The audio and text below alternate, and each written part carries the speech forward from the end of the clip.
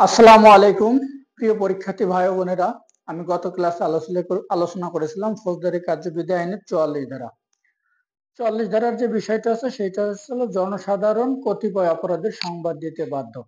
এখন জনসাধারণ যে অপরাধের সংবাদগুলো দিতে বাধ্য সেটা হলো পেনাল কোডের 121, 121-এর ক, 123, 124, 124-এর ক, 125, 126, 130, 143, 144, 145, 147, 148, 302, 303, 304, 382, 392, 393, 397, 393, 394, 395, 396, 397, 398, 399, 402, 435, 436, 449, 450, 456, 457, 458, 459, 460।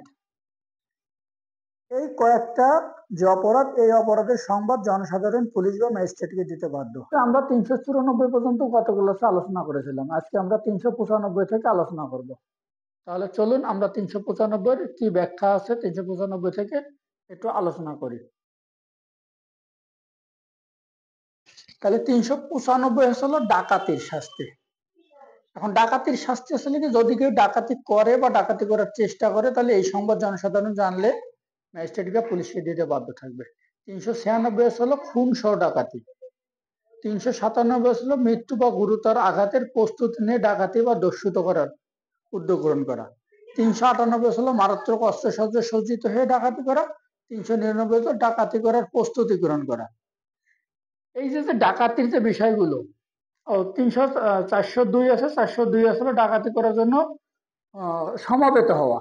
তাহলে এই যে অপরাধগুলো, এই অপরাধগুলো যদি কেউ করবে বা করার চেষ্টা করতেছে বা করার উদ্যোগ গ্রহণ করতেছে, এই ধরনের সংবাদ যদি কোনো ব্যক্তি জানতে পারে তাহলে সে নিকটস্থ থানায় বা ম্যাজিস্ট্রেটকে এই সংবাদটি দেবে।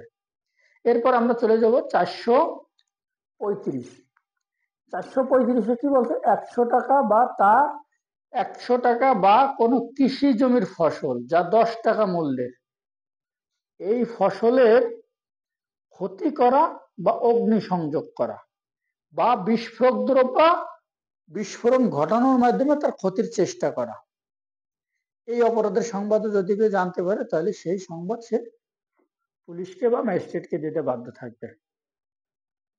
আর 336-এ কি বলছে, দালান ইত্যাদি ধ্বংস করার জন্য অগ্নি বা বিস্ফোরক দ্রব্য দিয়ে অনিষ্ট সাধন করা।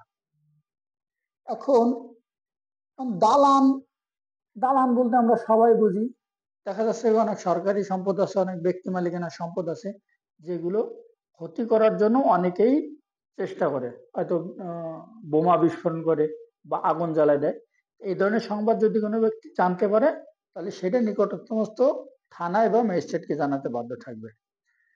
তারপর আছে 349, মৃত্যুদণ্ডে দণ্ডনীয় কোনো অপরাধ করার জন্য কোনো ব্যক্তি যদি কোনো অনধিকার প্রবেশ করে বা করার চেষ্টা করে বা করার উদ্যোগ গ্রহণ করে, এই ধরনের সংবাদ জানলো তা সেই সংবাদ দিতে বাধ্য থাকবে। আর 350-এ কি বলছে, 450-এ বলছে যাবজ্জীবন কারাদণ্ডে দণ্ডনীয় কোনো অপরাধের করার জন্য গৃহে অনধিকার প্রবেশ। এই যে অপরাধগুলো, এই অপরাধের সংবাদ যদি কোনো ব্যক্তি জানতে পারে তাহলে সে ম্যাজিস্ট্রেটকে বা পুলিশকে অপরাধের সংবাদ সম্পর্কে জানাতে বাধ্য থাকবে। এখন আসে 456। 456-তে কি বলছে, রাতে সংগোপনে অনধিকার গৃহে প্রবেশ। এখন যদি কোনো ব্যক্তি রাত্রেবেলা কারোর গৃহে সংগোপনে মানে কি গোপনে অনধিকার প্রবেশ, মানে যে জায়গায় তার প্রবেশ করার অধিকার নাই সে জায়গায় যদি প্রবেশ করে বা করার চেষ্টা করে, এই সংবাদ যদি কেউ জানতে পারে তাহলে সে তাকে পুলিশকে জানাবে। 457 আসলে কারাদণ্ডে দণ্ডনীয় কোনো অপরাধ করার উদ্দেশ্যে যদি কোনো ব্যক্তি কোনো গৃহে অনধিকার প্রবেশ করে বা প্রবেশ করার চেষ্টা করে। আর 498 হচ্ছে আঘাত বা আক্রমণ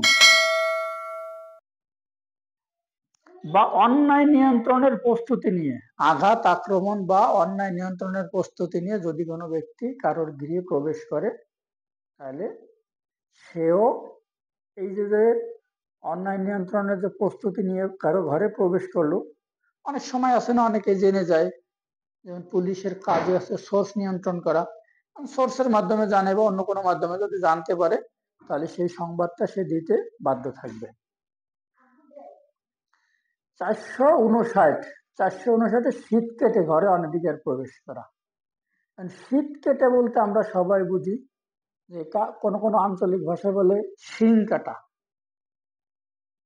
শীত কেটে যদি কোনো ব্যক্তি কারো গৃহে অনধিকার প্রবেশ করে, যে জায়গায় প্রবেশ করার অধিকার তার নাই, সেই জায়গায় সে যদি প্রবেশ করে, তাহলে এই সংবাদও জনগণ পুলিশ বা ম্যাজিস্ট্রেটকে দিতে বাধ্য থাকবে।